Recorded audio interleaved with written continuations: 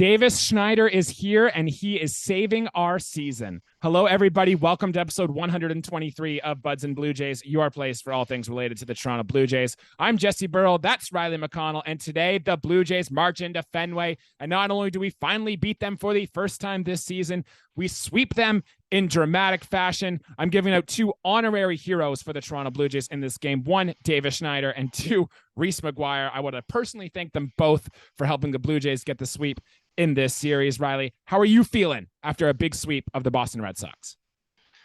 Oh, man, Jesse, this was well needed. You want to talk about a time for our boys to come up clutch and win 3 games in a big way. I mean, we killed them today. We won a close one in game 2. And then finally, man, it's been a long time since we've had a 5 home run game. Fenway, a hitter's park. We got a lot of righty bats in our lineup. We're finding the green monster seats. It was a thing of beauty. Absolutely great series, man. We absolutely needed this against the Boston Red Sox, who are in no means out of this hunt. The Red Sox will never be out of an American League East hunt, or for the wild card for that matter. Still a tight division. We have probably going to spend some time, Jesse, right off the bat talking about like, would you say this is the best start in Toronto Blue Jays history, and arguably, man, it's the best start in a 3-game start in Major League Baseball history. Yeah, and that will be the performance of Davis Schneider. Don't you worry. We are going to dive deep into mustache mania, or Babe Schneider, as Brandon Belt has been calling him. We will talk lots about Davis Schneider in this episode. Plus, Brandon Belt's put together a real nice series. George Springer's finally getting on track. The Blue Jays pitched well in this series. We have some thoughts on the bullpen and so much more in this episode. But first, guys, before we get into it, like the video, please subscribe to the channel. We want to see those subscription numbers grow as we get into the stretch drive and the playoff push for the Toronto Blue Jays. So if you haven't subscribed already, please make sure you do so. And as we've been doing all season, this is episode 123 of Buds and Blue Jays. So some Blue Jays related stats with the numbers 123. That was the number of times Buck Martinez, who you might have heard of, he drew walks as a Blue Jay. And then we're going into some MVP type numbers. That was Vladimir Guerrero Jr.'s number of runs scored in his 2021 MVP runner-up season. And 123 is the number of RBIs that Josh Donaldson had in his 2015 MVP season. And some names you might know from the recent memory for the Blue Jays past. Number 123 in hitter war for the Toronto Blue Jays is Ezekiel Carrera, who was a very big bench piece for those Blue Jays playoff teams in 2015 and 2016. And number 123 in pitcher war was Sam Gaviglio, who Charlie Montoyo once claimed as the Blue Jays MVP in 2018. So Riley, quick thought on those names before we head into the game recaps and the Davis Schneider mania. You can call me a liar, Jesse, and you people in the comments or listeners can think I'm lying. But I promise you, when you said a Blue Jays name for hitter war 123, something told me it was going to be Ezekiel Cabrera. I want to take a minute and remember his legacy. I always thought of him as Edwin's little friend. Yep. When they had the parrot. Ezekiel Cabrera loved Edwin. Kind of reminds me of the Looney Tunes when you had that big dog in the little yippy one running around, like, come on. One of those things. Like, they just seem like good buddies. Ezekiel Carrera, one of those kind of Munenori Kawasaki types that were just good clubhouse guys. I know not a long career at all, but definitely you will remember Ezekiel Carrera from those playoff teams. The first walk-off I ever saw in person was an Ezekiel Carrera walk-off bunt. So he will have a memory in my heart for sure. But we got no time to waste. The Blue Jays are doing big things. Davis Schneider is doing big things. And let's get into it a little bit here. He went, Riley, 9 for 13 in this series. He had a home run in his first big league at bat, only the 4th Blue Jay ever in history to do so. Most recently, JP Arancibia in August of 2010, joining Junior Felix and Al Woods, who did it in 1977.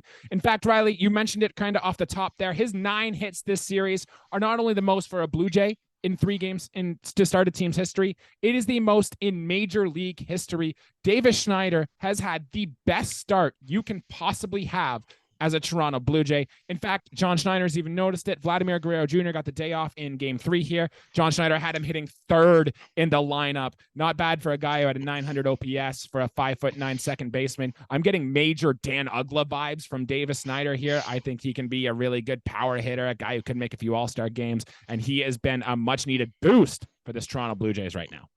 So Jesse, I mean, we talked on the phone at around 11 o'clock, whatever, just to get programming straight, for recording. We try and Mhm. set things right, and at that time, the lineup had just came onto my phone, and I said, "Oh, hold on a sec, Jesse."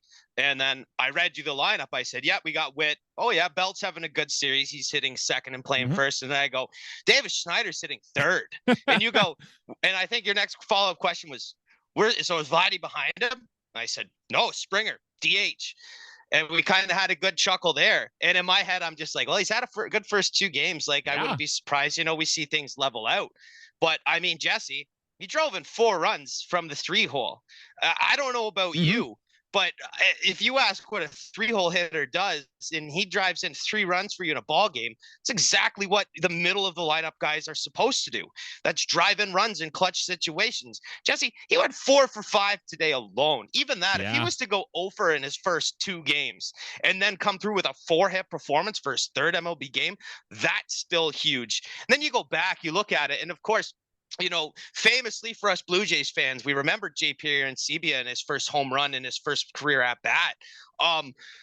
But then Davis Schneider, that's a breath of fresh air. It's been about 12 years since that's happened. Aaron Sebia, but long but retired, and to have Davis Schneider come in and put up numbers in every single one of these ball games, winning efforts, I may add.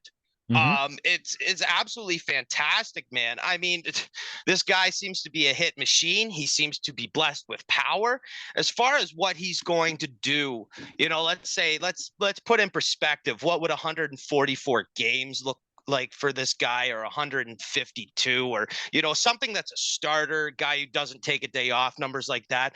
I mean, is he going to have a ton of 4-hit games? I mean, I don't think so, It's hard but for anyone to have we've 4-hit seen it. games, We've seen it. I mean, we have Uriah's for the Marlins, and Bo for us, obviously, are guys that can string it together. But now we've unlocked kind of a new weapon for this ball team at the start of August in 2023, when we really need someone to step up. Mhm. And a young man by the name of Davis Schneider, who, kind of for me, Jesse, I know you're a big pipeline guy. I know you're a big prospects guy, but for guys who kind of just look at, the big league picture, your prospects, who's up and coming, but I did not have Davis Schneider on my radar for an impact piece this year, nor did I have him hitting north of 700 with 2 home runs in his first 3 big league games. I mean, that's unheard of at any.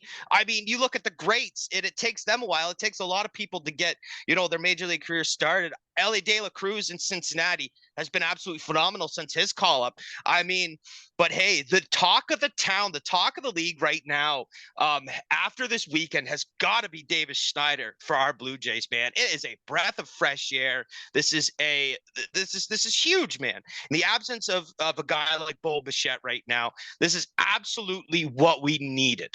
Mm-hmm. We talked about it when Bo Bichette got injured. We said the Blue Jays need to go to a next man up. We just lost our best player. Davis Schneider is taking this opportunity and running with it, Riley. Also had 2 walks in the series, which I don't want to go unnoticed here, because he had a 416 OBP in Buffalo this season with a 9-something OPS to go along with 21 home runs and even 9 stolen bases too for Davis Schneider. He was our number 28th ranked prospect. That's why we didn't talk about him a lot on the prospect offseason reports, but I did mention him in an episode a few times ago, maybe back when Isaac was on the show, and we did mention Davis Schneider for the first time. And I think you even said, I don't even know who that guy is. Well, you do now, Riley, and Davis Schneider is going to be a mainstay in this piece. Riley, one more question before we move off of Davis Schneider here. He is now our everyday second baseman, right? Like Whit Merrifield goes to the outfield. Davis Schneider needs to play every day, correct? Hey, yes, I am a firm believer in if a guy is hitting and swinging a hot bat, he's got to be, unless he comes to the skipper and says, hey man, like, I am long for a day off, I'm not feeling 100%, whatever the case may be. Davis Schneider's got to be in this lineup. I'm not saying hit him 3, but we've seen what he can do. And I don't care where he hits in this lineup at this point, Jesse, but we're, a good chunk into the season now. Hey, maybe 2 or 3 episodes ago, I said probably these exact words, still a lot of time to go. We're at the point now where we're under 2 months to go in the season. Yeah, pressure's on. And you can really start to see these standings take shape and where teams may finish or may not finish. The American League East still very undecided as far as I'm concerned. And a guy like Davis Schneider can really shake things up for us. Yes, Jesse, absolutely has to be in our lineup. And as to where he hits, I can't imagine he's going to be an everyday 3-spot hitter. You could see him probably batting 5th, 6th, 7th even. It depends who we have, the matchups. But Jesse, until we see something different, he's a bat we have to have right now. He was the MVP of this series, his first major league series. Jesse, it's the stats literally speak for themselves. He has to be in this lineup. I agree. If Davis Schneider is MVP number 1 of this series in the Red Sox, I actually want to give MVP number 2 of this series to Reese McGuire, an old friend, Riley. And things are going rough for the Red Sox right now. They're having Alex Verdugo issues. Their manager, Alex Cora, called one game this series the darkest day of being a Red Sox manager since he took the job in 2018. And if the Blue Jays are trampling over your team, it is good. In game 2 of this series, and we'll talk a little bit about the Erik Swanson performance later, but the Red Sox had the tying run on second base, which was Reese McGuire with 1 out. When the next batter hits a deep fly ball into what you declared Benji Molina triple corner out there in the deepest part of Fenway Park, Kevin Kiermaier runs it down. Reese McGuire thought it was a home run. He was rounding the base. The third base coach gave it a thumbs up. He was doing this fist bump when Kevin Kiermaier just took the ball and easily threw it into second base, gifting the Blue Jays the win in game 2, a game the Blue Jays kind of had to have. So thank you for the brain fart, Reese McGuire. I know you had a 2.3 WAR with your time with the Blue Jays. I'd like to add 1 extra game 1 for the Toronto Blue Jays here, if we can give you an honorary 3.3 WAR for your time here with the Blue Jays, Reese McGuire. So thank you for your contribution here. It is single-handedly the biggest contribution, positive or negative, he's had towards the Toronto Blue Jays. And I'm not a Reese McGuire hater in any way. He is playing on a divisional rival. He is trying to make it in the big leagues. He's still, there's still a chance he has, 4 years as a decent major league catcher. You have to know your home ballpark. Fenway is probably one of the strangest ballparks in as far as dimension goes in the entire league. There are some ballparks where maybe that gets out of, but Reese McGuire at the same time kind of has to, first of all, I get it. That's the tying run. You're the tying run at second base. Second of all, it's on the third base coach as well. He should know more than, hey, if a catcher has a brain fart on the base pass, that's probably one guy I'll give the excuse me to, because it's your catcher. He's probably not fast. He's he calls pitches. He's probably not the best base runner on your ball club, but still, that is probably one of the most horrendous ways for that ball game to end for Boston. We're lucky that happens, because Jesse, if that ball does leave the yard, we don't walk out of here with the sweep. And for our second point of the episode, we're probably talking about something completely different. So we'll take that. It's a small victory in the term of getting outs, but for the time it was in the game, the score being as close as it was, that's a huge win for us, man. Their mistake turned out to be the biggest moment of that ball game. And it's nice to see the Blue Jays on the fortunate side of something like this, because how many times have we watched the Blue Jays been on the negative side of something like this? Good to know what happens to other teams and not just our own. A lot more players to get to, Riley, especially when we do a sweep. We have good things happening. And I want to bring up 2 more hitter performances from the Toronto Blue Jays that really put their foot down in this series. And the first one, Riley, is George Springer. We talked last episode how much of a massive slump that George Springer was in. Well, I'd say he broke out of that way in this series. He had 4 hits in game 2, including 2 more in the finale. He had 2 doubles in that one, including a couple RBIs, with both Bo Bichette and Vladimir Guerrero Jr., who was out of the lineup for game 3 here. We need George Springer to be that impact piece. And his slump aside, yes, it was good to see that come back, because we talked about the next man up mentality. George Springer is going to have to be one of those guys going forward. So George Springer, Jesse, I don't want to talk about his slump, but things will average out, over the course of a season. So this was that 4-hit game, it was almost just about due. George Springer needs something like that. Mhm. And he's not going to get it, a lot. But for a guy who collected 8 hits in the series, easily, we're talking about Davis Schneider at the start, but if it wasn't for him collecting his 9 hits, we'd be leading off talking about how well George Springer did, because this is a guy who's very much a huge piece to this ball club. I really think that the time at DH has served him well, as far as being able to keep his legs in the game, as far as being able to keep his bat speed alive. Um, Listen, he's a guy who didn't see the top of the order in game 3. We seem to be very versatile in a lot of different ways. And I mean, wherever George Springer hits in this lineup, even if he isn't a leadoff hitter and he hits in the 5 hole, he's a guy who can still drive in runs. The guy possesses a ton of power. We know this. And it's nice to see him hit the ball hard and kind of into the gaps, like, a throwback Springer would do, Mhm. a low line drive over the shortstop's head. I really like George Springer's game. Again, I was questioning his longevity at the start of this year, what we would see happen with him this year. And I mean, hey, he's definitely not what he was. I mean, Yeah. he's not a 39, 40 home run guy. I think his career high is 39 home runs, but I mean, he's still going to produce runs at a decent pace, especially with guys who are not producing runs. Chapman should be ahead of his run production, and Varsho, of course. So if Springer's kind of hitting in front of those guys, that I'm very okay with Springer collecting 8 hits in these 3 games, because that was also needed. Yes, Davis Schneider had an exceptional debut series. Obviously, we just talked about that, but a complimentary piece in this was certainly George Springer and what he did at the plate. Yeah, he's going to be an interesting guy to talk about in the offseason. Like the numbers are down, especially the power numbers, Riley, are down. But I will say he stole another base in this series. That gives him 14 on the season, only 2 behind his career high that he set in 2015 with Houston. So at least he is still doing something to help the Blue Jays win games. But we need to see that hot streak come out, or else I'd be worried that this is the start of the decline for George Springer. But that's a story for another day. Maybe in the offseason, we'll dive deep into that. Another guy who picked it up well this series, Riley, Brandon Belt. Not only did he hit his 10th home run in this series, an opposite field shot, I will say, too, for a lefty to take it over the Green Monster. Always love seeing that. Adam Lynn did that a few times, and it was always fun to see. Brandon Belt did it here, too. He also had 2 bunt hits. Now, one of them was a hit, one of them was considered an error, but Brandon Belt was pleading to get a bunt hit, and he's done this now. We've given Dalton Varsho compliments about being able, when he's facing a lefty, to get a bunt down to get on base. Brandon Belt has done this now, and I think they said on the broadcast today that's 29 bunt hits in his career for Brandon Belt. So just know this. This is a weapon in the bag that Brandon Belt has, and he put it into effect this series. Day off in game 1, but a huge contribution in the last 2 games of this series. Jesse, we were talking about walks.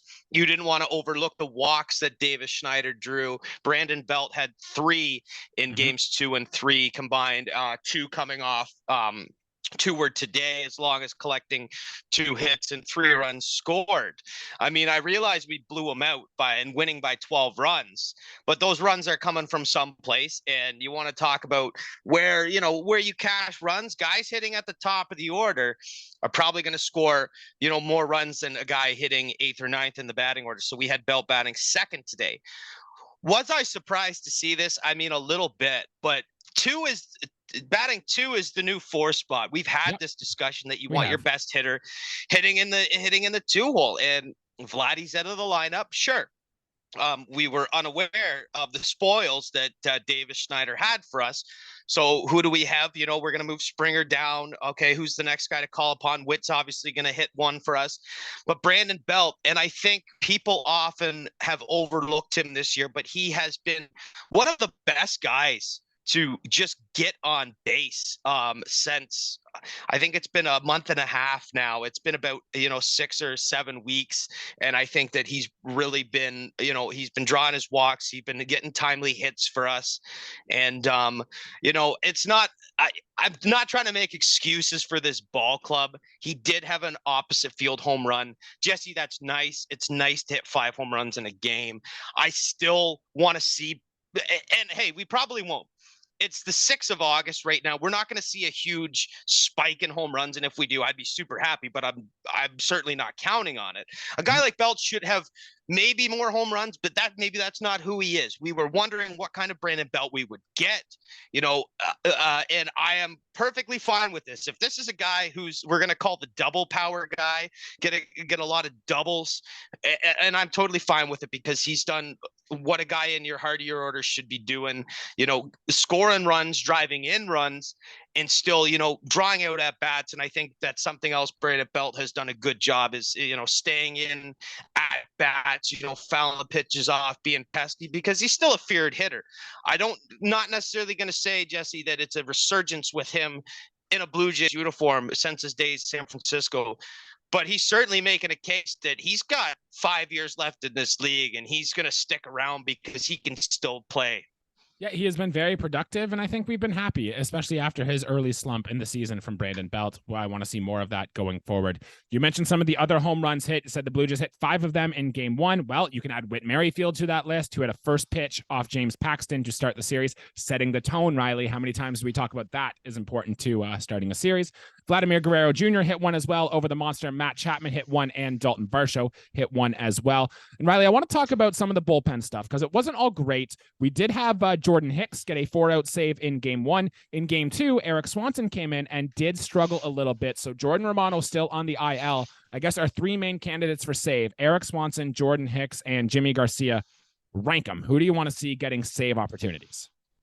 Well, okay. First off, I think that it's a no-brainer for me. It's Jordan Hicks. Yeah, because the stuff is the best, right?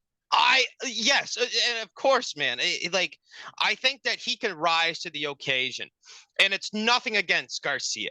I think Garcia has done a fantastic job, but for how I'm ranking these pitchers right now, let's take Jordan Romano out of this equation.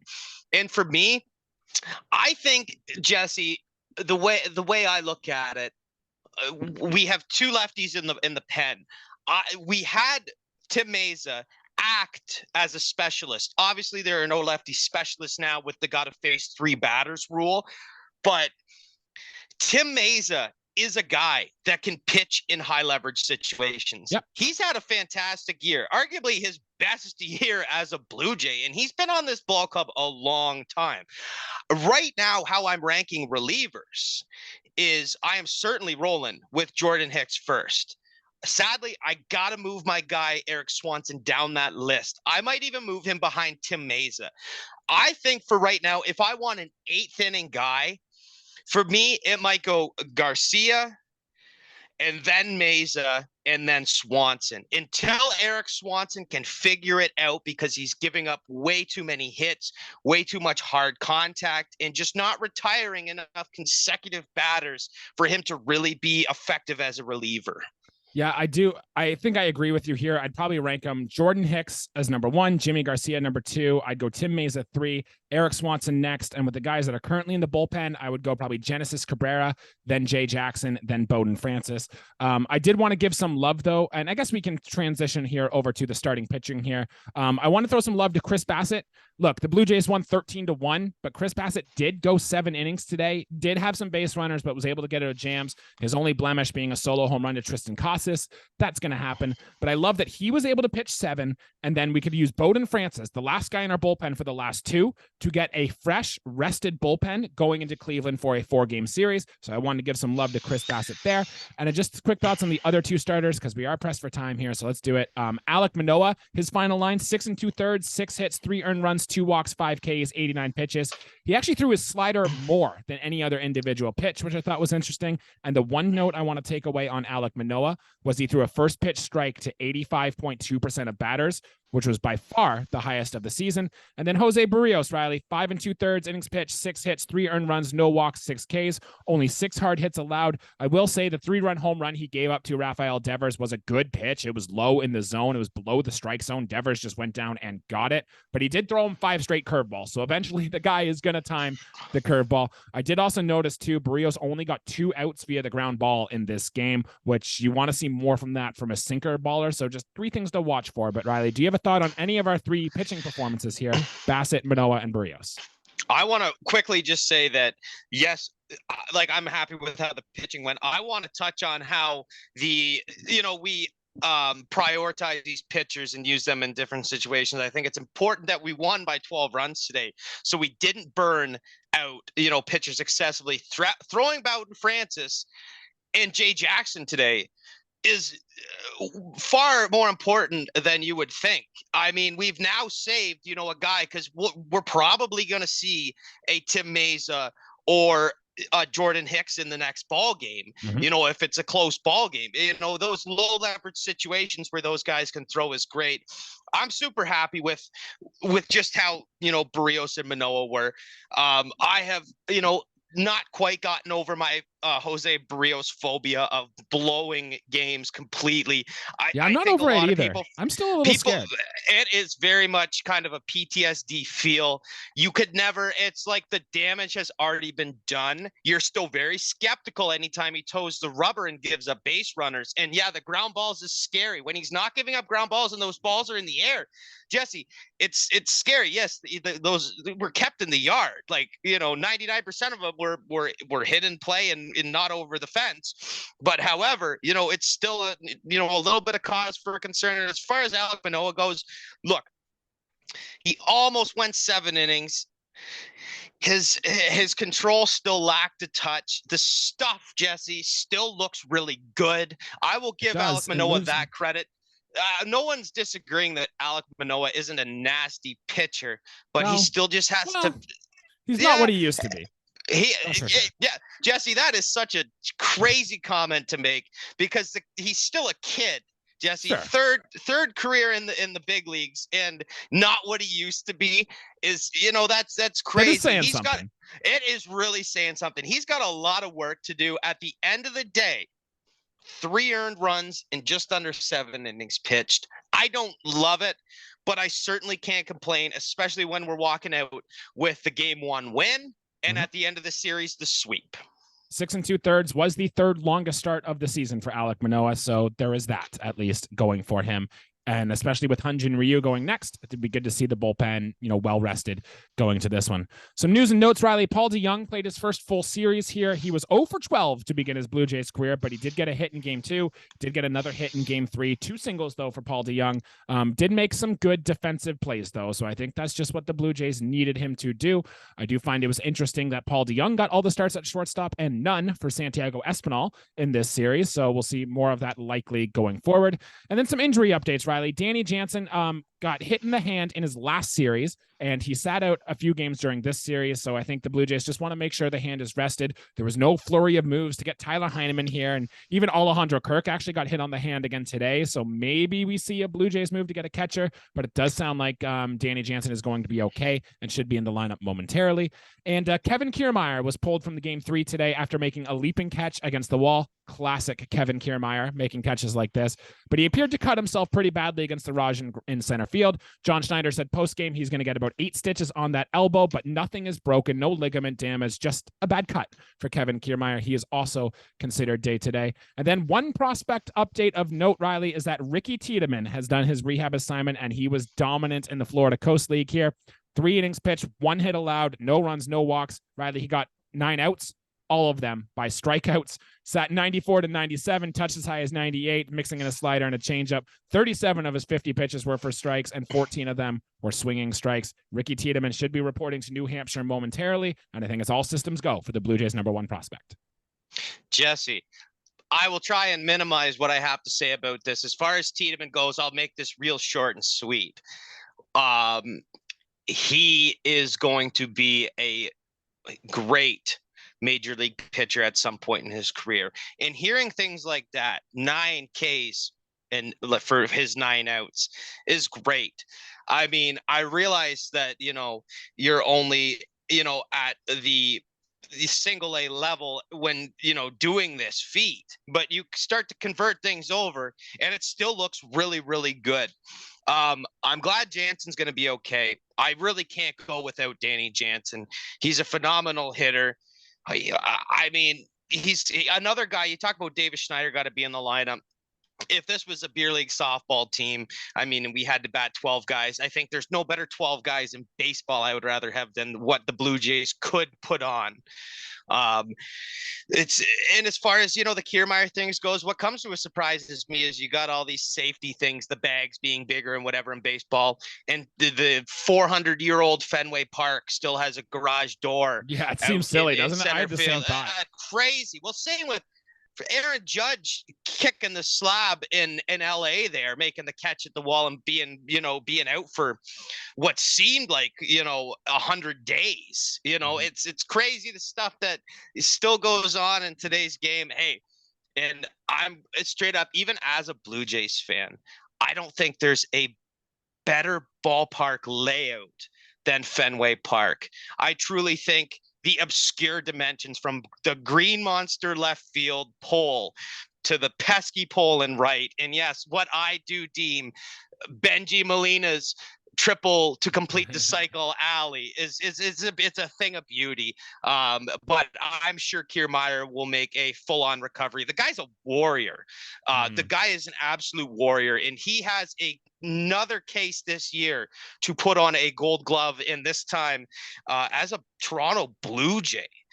Absolutely fantastic, Jesse. But that is all I have to say on those notes, just to keep it short and sweet for you guys. Good stuff on the episode. We had a lot to cover there, so we did have to make through our points really quick. I just want to say it's time. I think let's just give Davis Schneider the Rookie of the Year award. I don't care that he wasn't here for the first 4 months of the season. Hell, we can rename the award the Davis Schneider Award if we want.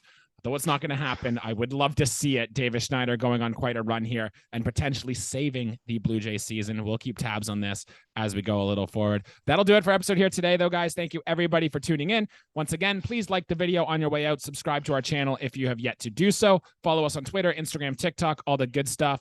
We want to keep that community going there. I might post something later today about Davis Schneider, so let's keep the hype train rolling as we want to do that. Riley, anything else to add before we call an episode here tonight?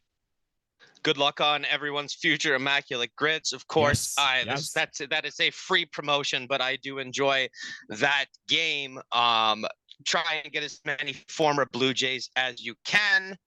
And hey, we're just coming off a sweep against the Red Sox. And like I said, the Red Sox are never truly out of it. This was a big series win, and this may be the start of very, very good things to come for the Toronto Blue Jays, Jesse. Hey, they were a team behind us in the standings, and if the Blue Jays want to prove that they're a playoff team and should be in October, you beat the teams that are behind you in the standings, and they did just that. Now off to Cleveland for our first trip there. I've got some friends who will be there. The Blue Jays crowd was loud in Boston. It'll be even louder in Cleveland. Let's go Blue Jays, and we'll see you after the series. Thanks, guys.